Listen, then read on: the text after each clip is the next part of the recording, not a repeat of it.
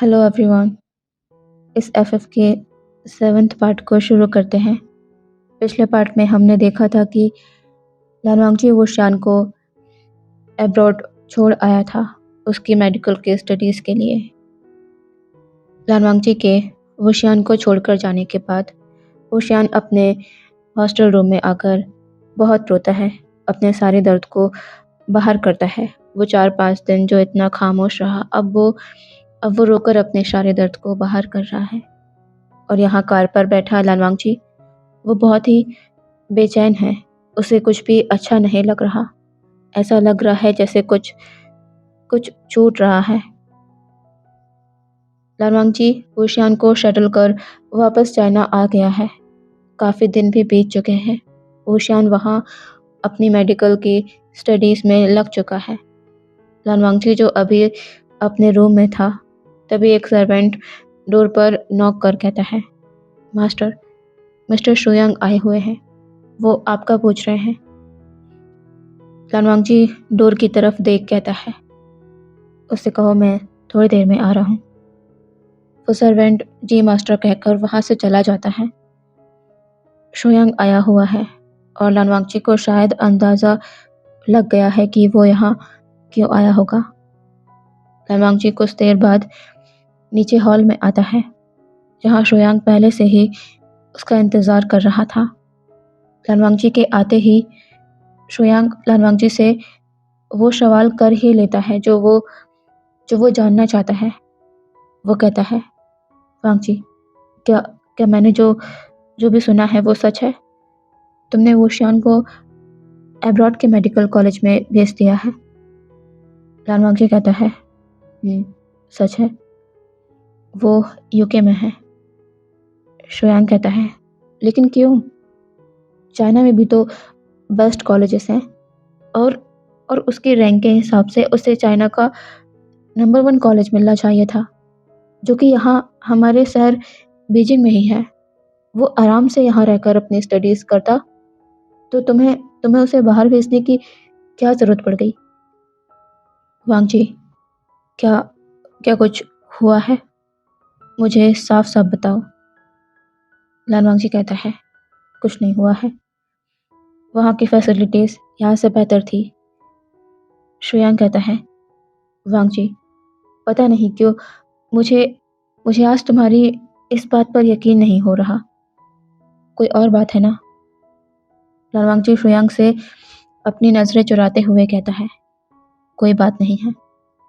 शुयांग कुछ देर चुप रहने के बाद कहता है, वांगजी, कहीं कहीं मेरी कही बात सच तो नहीं हो गई?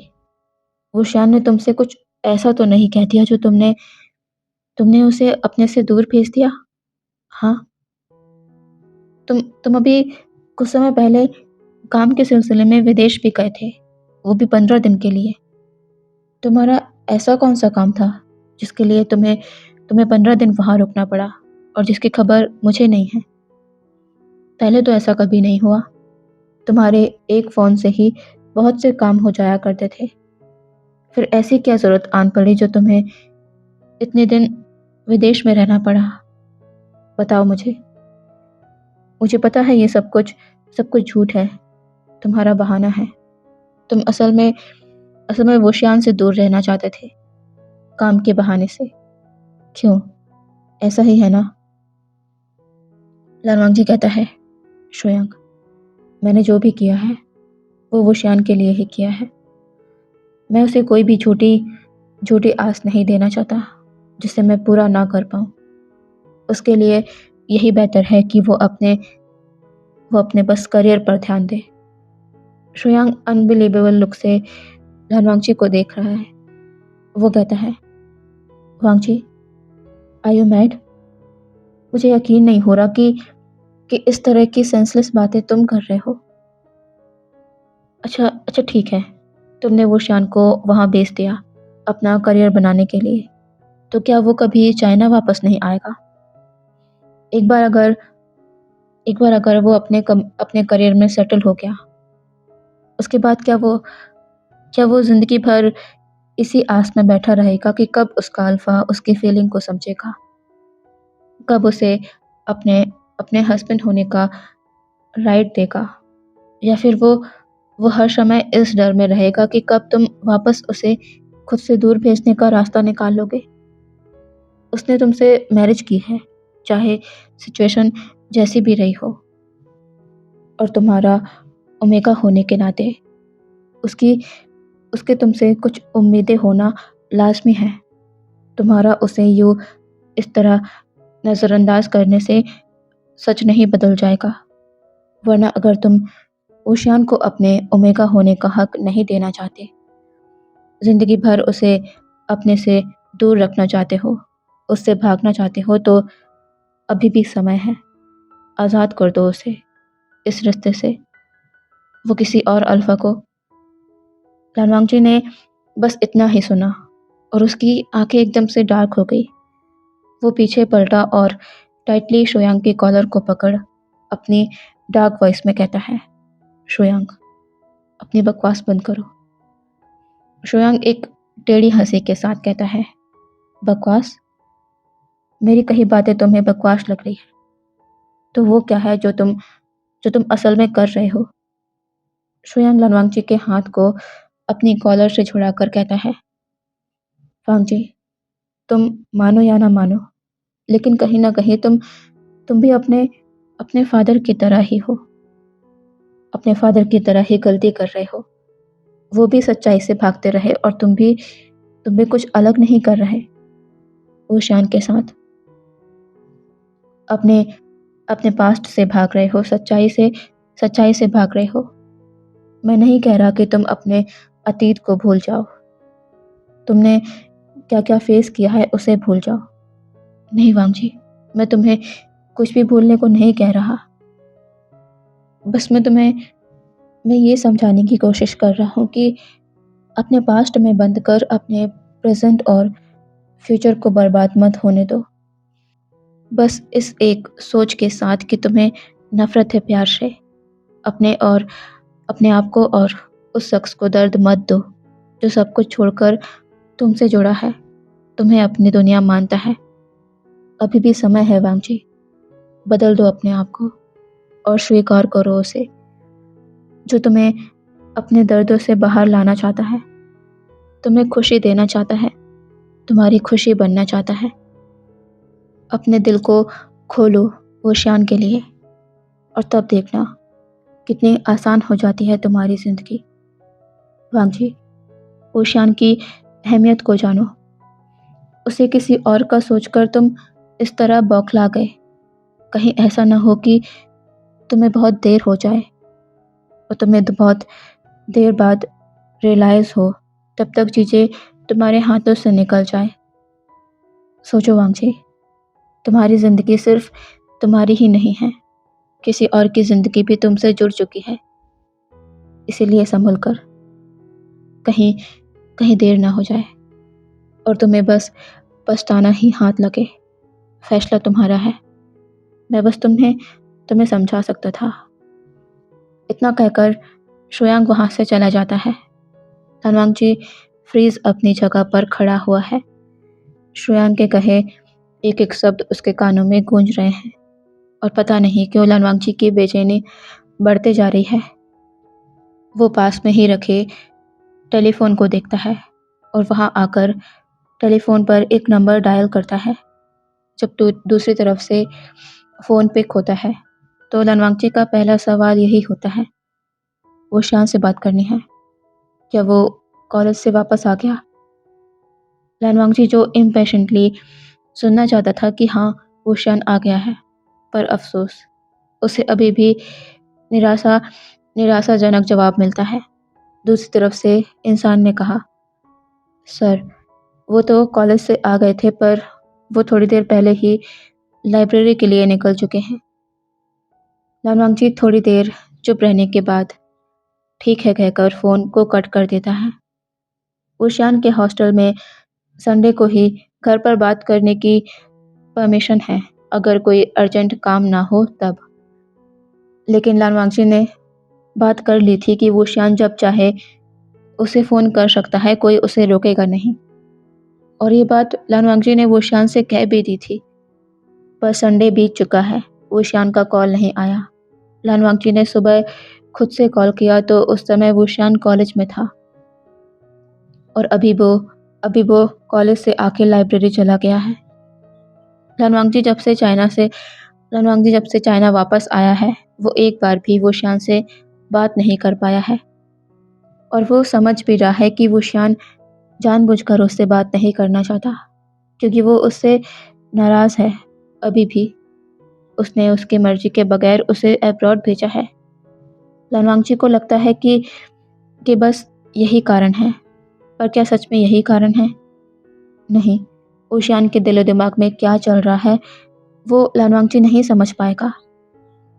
वुशियान को लान वांगची का उसे स्टडी के लिए अब्रॉड भेजने का दुख नहीं है। हर्ट तो वो अपनी खुद की फीलिंग से ही है, जिसके आगे वो बहुत ही मजबूर है और लान वांगची का उसे दूर करने के बहानों से वो वो बहुत ही हर्ट है। लान वांगची ने उससे झूठ कहा। वो वुशियान से दूर रहने के लिए अब्रॉड चला गया और वुशियान जो ये सोच रहा था कि वो काम के सिलसिले से बाहर गए हैं, जबकि जबकि उसका हस्बैंड तो उसकी वजह से उससे दूर था। क्या इसमें वुशियान का दोष है? नहीं, वुशियान का दोष कैसे हो सकता है? वो तो बस प्यार करने लगा था अपने अल्फा से, अपने हस्बैंड से। क्या ये गलत है? नहीं। ऐसा करके पूरा 1 महीना बीत गया है। तब जाकर वुशियान का पहला कॉल आया। लान वांगची के दिल को थोड़ा सुकून मिला, पर उनके बीच बातें बातें मुश्किल से 2 मिनट की ही हुई होगी। वुशियान ने तो अपनी तरफ से कोई भी बातें नहीं की। उसने बस लान वांगची के सवालों का जवाब दिया कि वो वहाँ ठीक है, स्टडी ठीक चल रही है, यहाँ कोई परेशानी नहीं है। इससे ज़्यादा लान वांगची और कुछ कह भी नहीं पाया। उसके पास शब्द थे ही नहीं, या फिर कहने को तो बहुत कुछ था, पर शायद वो कह नहीं पाया। लान वांगची पूछना चाहता था कि वुशियान, क्या क्या तुम अभी भी मुझसे नाराज़ हो? क्या तुम्हें वहाँ अच्छा लग रहा है? क्या तुम्हें घर की याद, मेरी याद आ रही है? पर लान वांगची खामोश ही रहा और वुशियान ने लान वांगची की तरफ से कोई बात ना सुनकर बस इतना कहा, अब मुझे जाना होगा, आप अपना ख्याल रखिएगा, मैं बाद में कॉल करूँगा।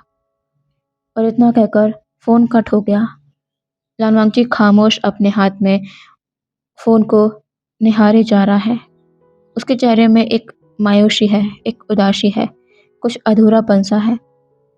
लान वांगची नहीं जानता ये उदासी क्या है, क्यों है, पर वो इस उदासी की वजह को जानता है।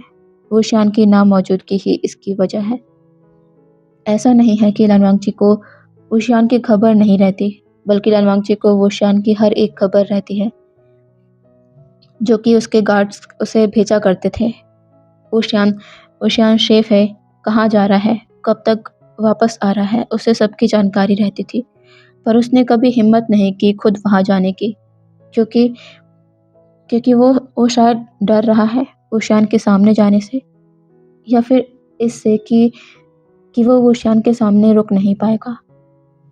और न जाने क्या ही, पता नहीं क्या वजह है, पर वो नहीं जा पा रहा वुशियान के सामने।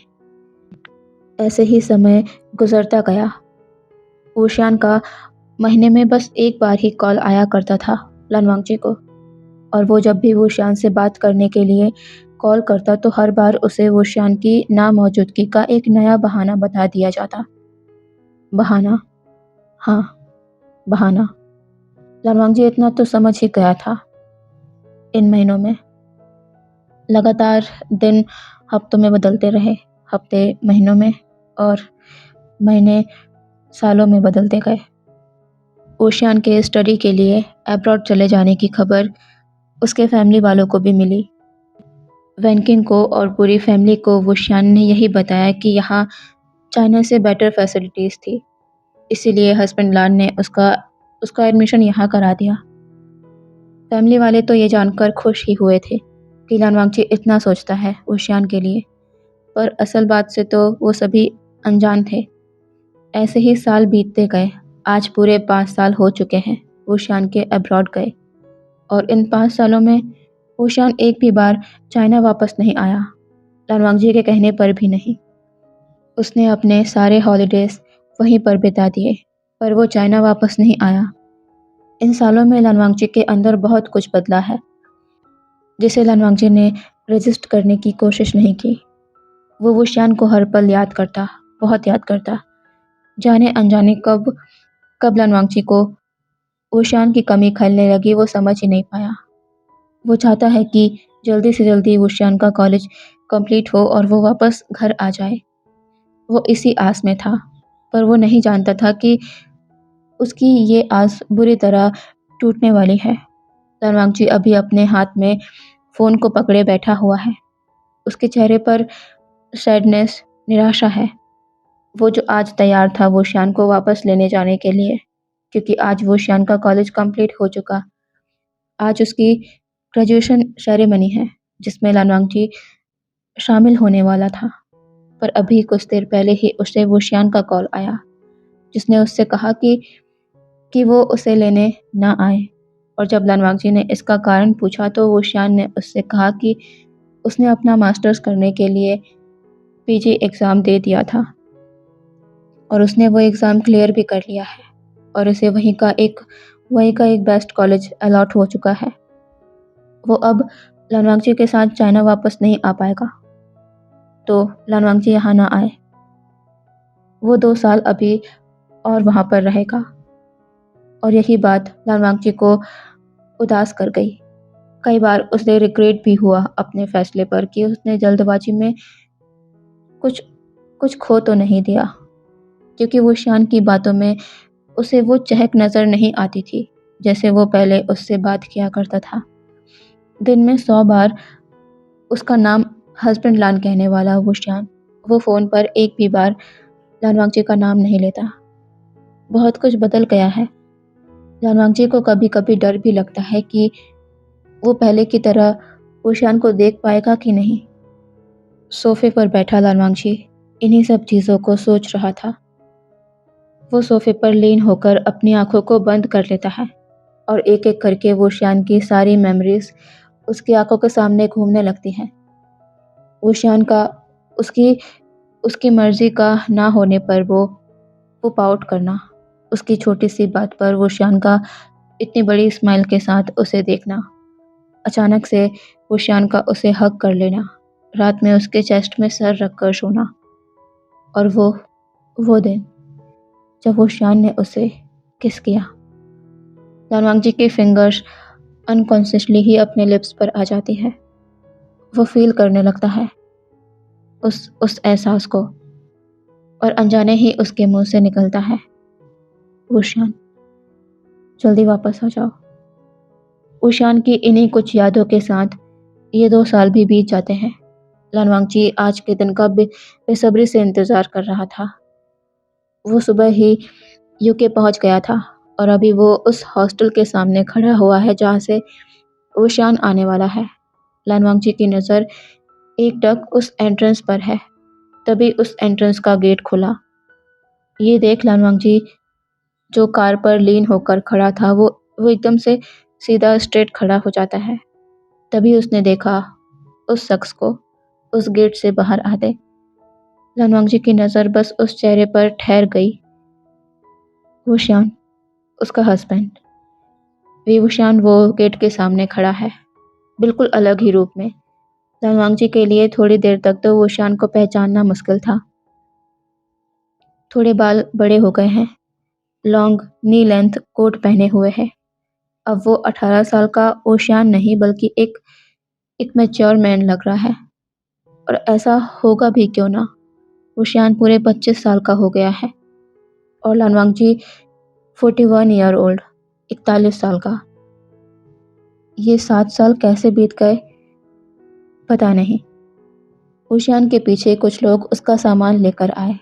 लानवांगजी अपने कदमों को वुशियान की तरफ बढ़ाता है। वुशियान भी लानवांगजी को देख चुका है, अपने अल्फा को, इतने सालों बाद, जिसमें थोड़ा ही बदलाव है, पर ये बदलाव उसे और भी हैंडसम बना चुका है। कौन कहेगा कि ये इंसान 41 ईयर ओल्ड है। ऊशान भी अपने कदमों को लालवांगची की तरफ बढ़ाता है। लालवांगची के गार्ड्स ऊशान के सारे सामान को कार में रख देते हैं। ऊशान और लालवांगची अभी एक दूसरे के सामने हैं। ऊशान लालवांगची को देखता है और थोड़ा सा झुककर लालवांगची को ग्रीट कर कहता है, हेलो मिस्टर लान, कैसे हैं आप? लालवांगची पहले तो खुश हुआ, पर ऊशान ने जिस तरह उसे एड्रेस किया वो लालवांगची को थोड़ा बेचैन कर गया। ऊशान तो उसे हमेशा हस्बैंड लान बुलाया करता था, फिर क्यों उसने उसे मिस्टर लान कहा? ऊशान लालवांगची को देख रहा है और इंतज़ार कर रहा है उसके कुछ कहने का। लालवांगची कहता है, हेलो, मैं ठीक हूँ, तुम कैसे हो? ऊशान कहता है, मैं भी ठीक हूँ। लालवांगची कहता है, कांग्रेचुलेशन, तुम एक सर्जन बन गए हो। ऊशान के चेहरे पर कोई भी भाव नहीं है, वो ऐसे ही कहता है, थैंक यू मिस्टर लान। लालवांगची बस अपना सर नोट कर देता है और ऊशान को कार की तरफ चलने का इशारा कर कहता है, चलो हमें एयरपोर्ट के लिए निकलना है। ऊशान अपना सर हाँ में हिलाता है और आगे बढ़ जाता है। लालवांगची ऊशान को देखता है। ऊशान पहले से ज़्यादा बेहद खूबसूरत हो गया है और साथ में मैच्योर भी। वो पहले वाले ऊशान की तरह नहीं रहा। लालवांगची भी उसके पीछे चला जाता है। दोनों कार में बैठकर एयरपोर्ट के लिए निकल जाते हैं। शाम तक लालवांगची ऊशान को लेकर चाइना आ चुका था। ऊशान अभी उसी मैंशन के सामने खड़ा है जिसे वो 7 साल पहले छोड़ गया था, जो उसका घर है। यहाँ पर कुछ भी नहीं बदला है, सब कुछ पहले की तरह ही है। लालवांगची ऊशान को अपने साथ मैंशन के अंदर लाता है। लालवांगची कहता है, तुम जाकर फ्रेश हो जाओ, फिर डिनर के लिए आ जाना। ऊशान अपना सर नोट करता है और सीढ़ियों से ऊपर बढ़ जाता है। उसने देखा कि अंकल डोंग गार्ड्स को उसका सामान लालवांगची के रूम की तरफ ले जाने का रास्ता बता रहे हैं। तभी ऊशान कहता है, अंकल, मेरा सामान वहाँ नहीं, उस रूम में ले जाइए जहाँ मैं अपनी स्टडीज़ किया करता था। ऊशान की इस बात को नीचे हॉल में खड़े लालवांगची ने भी सुना। वो तुरंत ऊपर ऊशान की तरफ बढ़ जाता है। अंकल डोंग कहते हैं, पर यंग मास्टर ने कहा कि आपका सामान आपके और मास्टर के रूम में ले जाया जाए। लालवांगची जो ऊशान के पास आ गया है, वो कहता है, ऊशान, तुम उस रूम में क्यों? ऊशान बिना लालवांगची को देखे कहता है, मिस्टर लान, मुझे रात में अपना थोड़ा वर्क करना होता है। मुझे देर रात जागने की आदत है, इस वजह से मैं आपकी नींद खराब नहीं करना चाहता। वैसे भी आप भी तो ऐसा ही चाहते थे, फिर आपको मेरे वापस उस रूम में जाने से कोई परेशानी नहीं होनी चाहिए। वैसे भी मैं किसी भी तरह से आपको परेशान नहीं करना चाहता। मैं फ्रेश होने जा रहा हूँ। ये कहकर ऊशियान वहाँ से चला जाता है। अंकल डोंग ऊशियान का सामान पहले ही उस रूम में ले गए थे। लानवांगजी ऊशियान को जाते देख रहा है। लानवांगजी को जिसका डर था वही हुआ। कुछ तो बदल गया है।